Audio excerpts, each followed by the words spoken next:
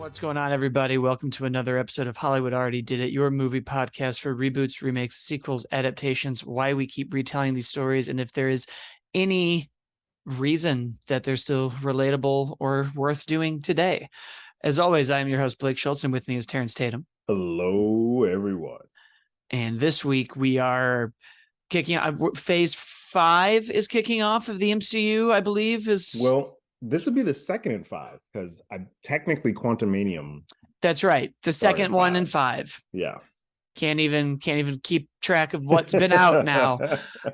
Yes, Guardians of the Galaxy 3 has made it to theaters as James Gunn bows his farewell to the MCU for now. Who knows? Terrence, what'd you think? So Guardians, probably because of source material, because I'll get on to the point of how that first one began and how it touched my soul.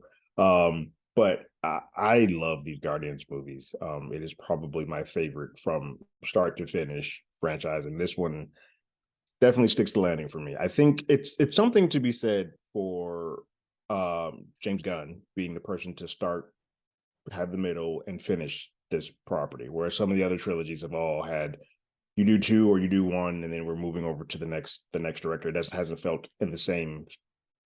The cohesiveness has not been there, and this one it finally does. And you can see that there's a beginning, middle, and end. And I think one thing that James Gunn does really well is manage to have a bunch of characters, and for this one, they all the major Guardians, all your first 5, all have sort of a satisfying closeout on this, which is a hard thing to do, because they all sort of mean every character. Everybody has one of their favorite characters. It's like this is my favorite, this is my favorite, this is my favorite. And I think when this is over, they all have sort of that, that's what I needed to see. It's heartfelt, it's powerful, it gets dark. This is one of those, it gets kind of dark in here. But it is a story that I just felt satisfied from start to finish. For me, I've always sat with this because that first movie opens with Quill's mom passing from cancer, and I was like, well, you got me, because I was Quill when I was a kid, so I get that, and then just kind of get sucked up, and for it to all come full circle. And I've always sat there, even when I was rewatching these before we came in, I was like, man, he kind of just never went back to see his grandfather, and then we finally get a sort of send off for that, and that just kind of like perfect bow on all of this. It is. Is it perfect for me? It is, because I like these weird sci-fi films. It's long, but I just had enjoyment from start to finish. And I think opening up, and this is Rocket Story, and just opening up with Radiohead Creep. I've listened to that 7 times since I've left that theater, and I was like, well, I'm in it now. And James Gunn consistently from each film has managed to make music sort of that through line that attaches, even if you don't know the story, if you don't know these characters, that sometimes music sort of attaches us all. And just, it's the one series that I think when you go back to it, you can watch the Guardian series without the rest of the MCU, and it holds up really well, which I don't think any of the other trilogies really do.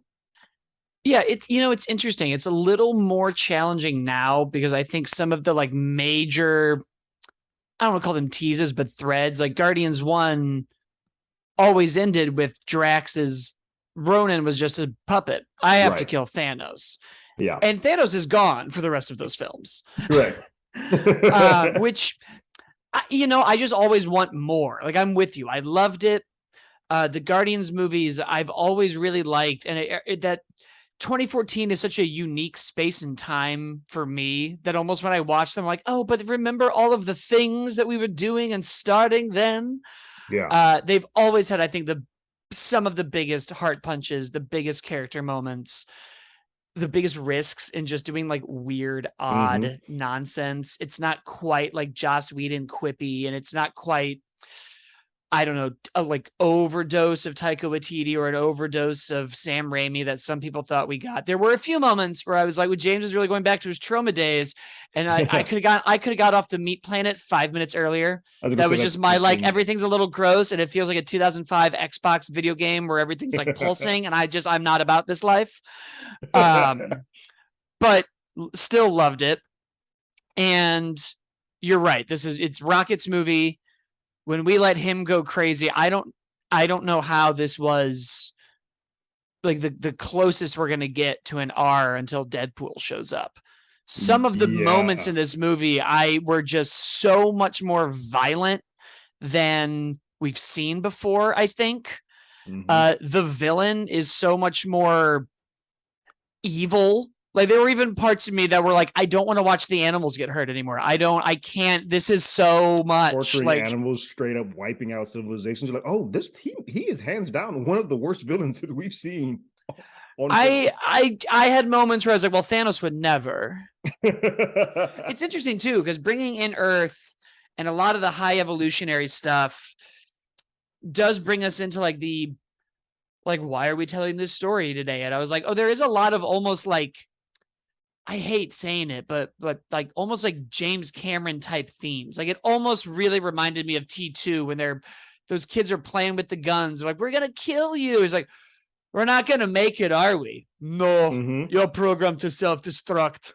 Oh yeah, kind of a bummer. That drive on Counter Earth going down to get to the high evolutionary spot where he's just looking at all the stuff, like the back alleys and all the stuff you're doing, like, oh, this we're ending up in the same place. No matter how much evolved or a different version you're doing, it still ends up in the same stuff that regular Earth did. You still got crime, you still got homeless people, you still got people. I was like, oh, that was the quickest and strongest way to like deliver what this movie is about, of just like, it's all about Rocket. It's Rocket's story and like the trauma he's gone through. And it's so much about like, we're a family, but eventually like the family has to like let each other go. You got to get kicked out of the nest at some point. It's time to go to college or whenever people leave their homes and then move back in and like, then move out family, again. But I gotta go do this. I gotta go. Yeah.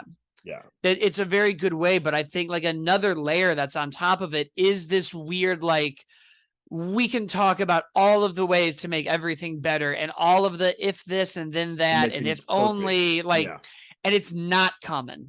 You're just gonna have to work on the forgiveness, yourself, all the stuff that like Rocket went and did. When he keeps being like, but why this, you're so smart, it's like, well, he's made connections with people, and sure, he understands the science, but he's got something that like you don't. Right. He has the like there, and since he isn't the T-800, there is no now I know why you cry moment. This is Terminator 1, where it's just like, I have a mission and I will burn this entire planet down to do everything. It. Exactly. Like when he's freaking out on the ship and everyone does the mutiny on him, it's like, yep, you've now pissed off everyone in your corner.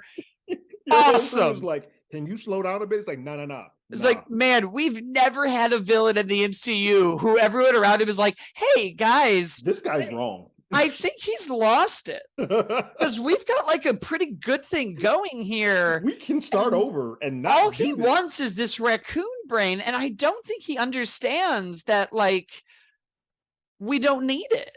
We can do this without that. Yeah, really. I mean, and everything else is just icing on top now. 114 at the box office. We've teased the next team. We've teased the return of the legendary Star-Lord on Earth. We've set up all the pens. Yeah, we're in it. Let's keep going. The Marvels is next. Secret Invasion's coming. I'm just still so on this dumb train. I am too. Yeah. Oh, man. And that, I think that's our show, everyone. So thank you for listening. And we will be back in 2 weeks for Fast X. And in that time, you can, of course, leave us a review, leave your comments on the YouTube channel, on Twitter at Hollywood ADI, on TikTok at Hollywood Already Did It. I'm at As Always Blake, and Terrence is at Terrence Tatum. And we will be back. Later.